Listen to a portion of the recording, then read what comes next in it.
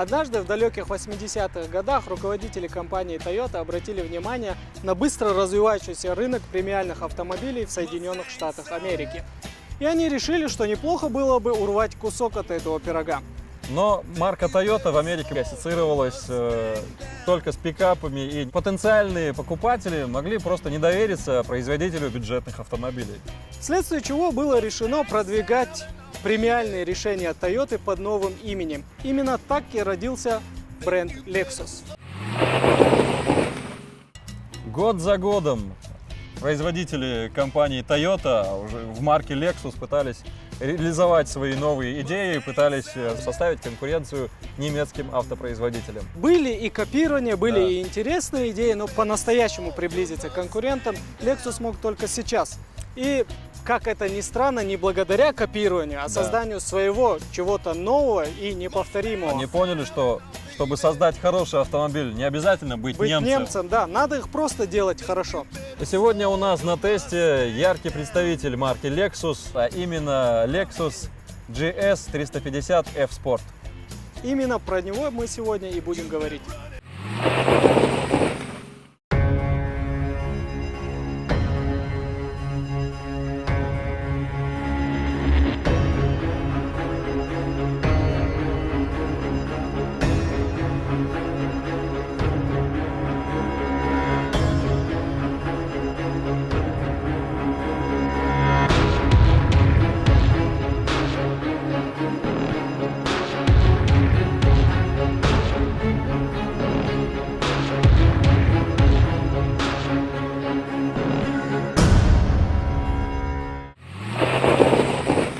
Этот автомобиль тот редкий случай, когда нет родственников линейки Toyota, на который повесили бы пару мониторов и продавали под брендом Lexus.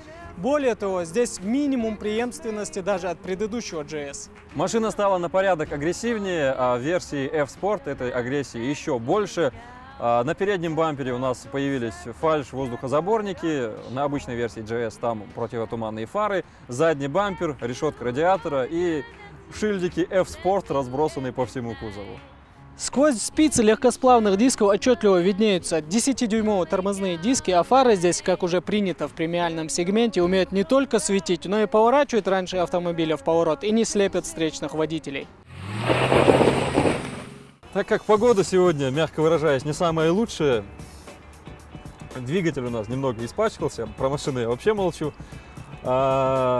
Кстати, очень легко поднимается благодаря вот этой штуке, газовой опоре. Если вы найдете с первого раза штучку, которая открывает капот. Собственно, про двигатели. Машина оснащается 3,5-литровым двигателем V6, который выдает 317 лошадей и разгоняет эту достаточно тяжелую машину, весит она около 2 тонн, за 6,3 секунды. В общем, автомобиль берет сотню.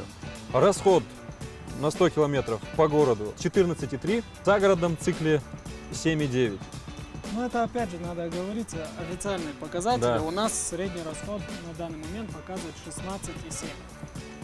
Вообще, в общем, готовьтесь если к вы худшему. любите, конечно, экономить на топливе, есть в линейке GS и гибридная версия, она стоит на порядок выше этой машины. И если быть честным, автомобиль постареет, скорее всего, раньше, чем вы успеете оправдать переплаченную сумму. Коробка передач, На все версии 8-ступенчатый автомат. одинаковая, она... Никаких нареканий не вызывает, работает очень хорошо, гладко переключается, когда надо. В принципе, здесь все. Для тех, кто гадал, какой привод у этого автомобиля, здесь есть такая специальная надпись. Это значит, что он полноприводный. Сегодня каждый считал своим долгом спросить у меня, она полноприводная. В общем, благо у нас багажник остался чистым. Единственное, что осталось чистым в Не этом думаю, что автомобиле. для владельца темпераментного GS 350 F-Sport Это важная часть это важно, автомобиля, но какой объем у сказать багажника. надо, Но здесь наверное. 530 литров, друзья. огромный багажник. Задние сиденья не складываются, так что железные трубы или лыжи у вас сюда положить не Не, получится. лыжи как раз таки можно будет, потому что вон там в глубине есть отверстие специально для длинномеров. Да, посмотрим, что здесь. Попытаемся, по крайней мере, это сделать. Полноразмерное запасное колесо Да. с оригинальным диском. Так что Также отсеки для мелочей, разной для утвари, да. инструментов. В общем, Такая универсальная машина. Вы покупаете спортивный автомобиль с огромным багажником. Ну и последний штрих. Багажник у нас закрывается с кнопки. Это приятно.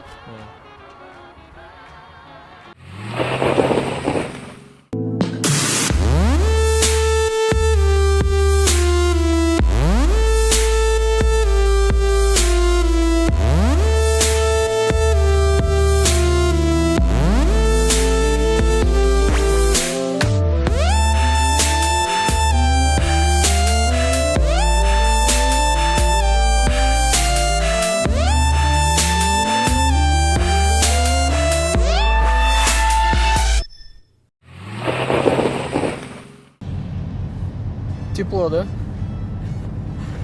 Намного лучше, чем снаружи. Прежде чем Адлан расскажет про дизайн этой машины, хотел бы показать ключ от нее, очень интересный. С размером пластиковой карты, только железной. Можно Ну что? носить в бумажнике. Да. Самое главное. Обычный маленький бумажник. Там И как ваши ни деньги, странно- визитные карточки, банковские карты и ключ от автомобиля. Как ни странно, с ним связан первый недостаток в этой машине, с которым мы столкнулись. Он почему-то сегодня глючил, и надо было дотрагиваться до кнопки, а так здесь бесключевой доступ в машину, и заводится она с кнопки. Внутри, как и снаружи, GS не похож ни на один другой автомобиль. Он индивидуален, что важно. На материалах сразу видно, что не экономили. Тут настоящая кожа, много алюминия. Что-то да, типа дерева? Да, Это что, дерево? да, да. Так Что и не поняли, есть, что это? да. Ну, что-то сродни дереву тоже есть. И часы посередине, которые мне очень нравятся. В общем, все это вместе взятое придает этому автомобилю солидности. При всей этой роскоши не обошлось и без откровенных таких недоработок, таких как технологическое отверстие в двери и вот здесь за рулем неприкрытый шуруп. Ко всей этой красоте чуть не забыл упомянуть. Об этом нельзя вообще забыть, потому что первое, на что падает твой взгляд, это огромный экран. Вот венчает всю эту красоту огромный экран, диагональ 12,3.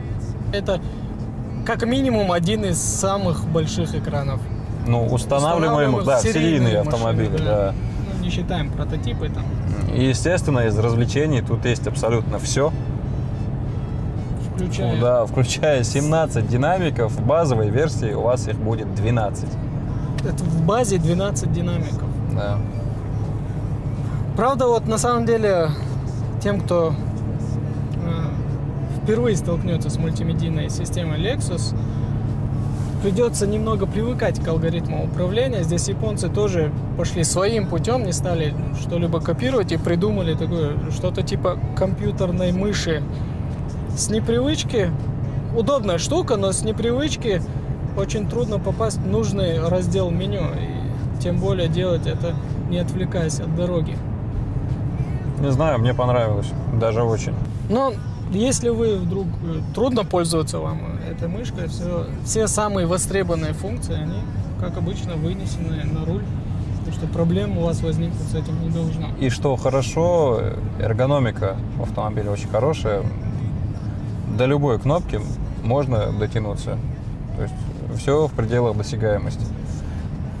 И этих кнопок здесь по минимуму, так что искать нужную тоже вам не придется.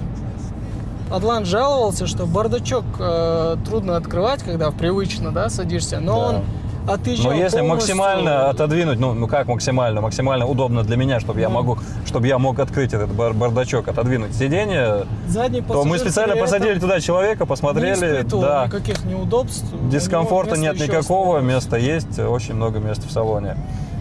Кстати, здесь еще, в отличие от предшественника, лучше стала обзорность. Инженеры специально заузили вот эти стойки передние, и за счет чего ветровое стекло стало больше. Ну, В общем, чего они не просто сказать. взяли этот автомобиль, полностью его переиначили, и он теперь ощущается по-другому. То есть у тебя нет Можно никаких... было с таким успехом новую ссылок. модель в линейке вообще запустить вот с такими изменениями.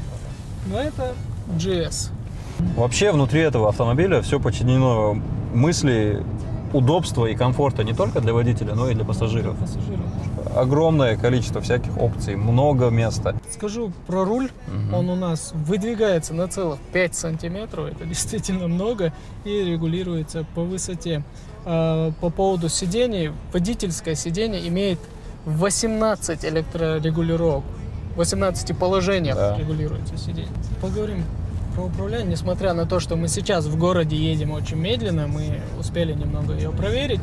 В резких поворотах машина кренится, но благодаря электронике это дело не так опасно. Заноса вам бояться не придется. Кстати, электроника вернет машину на дорогу. Несмотря на то, что машина довольно-таки тяжелая, весит она почти 2 тонны, динамика порадовала. Как и у своих конкурентов, в GS тоже есть несколько режимов езды. Они переключаются такой удобной шайбой. Это, ну как обычно, как без этого, режим Eco, режим Normal, Sport и в комплектации F-Sport, как у нас, еще дополнительно Sport Plus. Выбор режима влияет на настройки подвески и отзывчивость педали газа.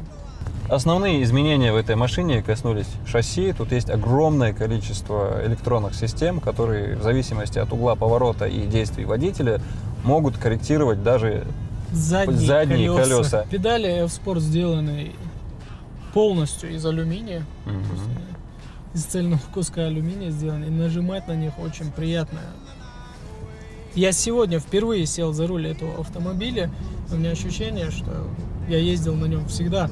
Потому что обратная связь, что с мотором, что с тормозами, здесь на очень большой высоте.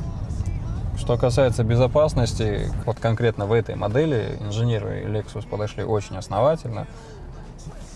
Не буду перечислять все системы, которые за нее отвечают, то есть за безопасность. Скажу лишь то, что даже в базовой версии вы получаете 10 подушек безопасности.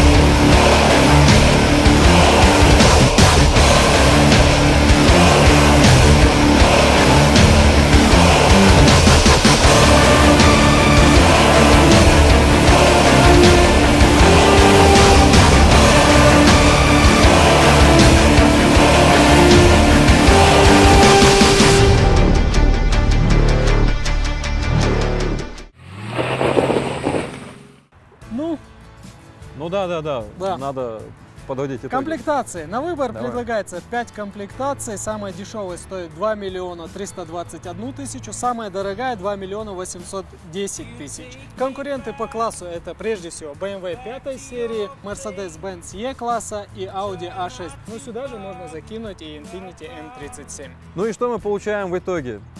Красивая машина, если вам нравится агрессия и спортивные автомобили, мощный двигатель, качественные и дорогие материалы. И по мне так она может составить конкуренцию немецкому автопрому как по комфорту, так и по качеству, не говоря уже о скоростных характеристиках. И о цене. Да. Самое большое преимущество Lexus перед своими конкурентами – это его цена. Ну что ж, с вами были Автопрофаны, Адлан Гайтукаев и Ибрагим Стамиров. Всем пока!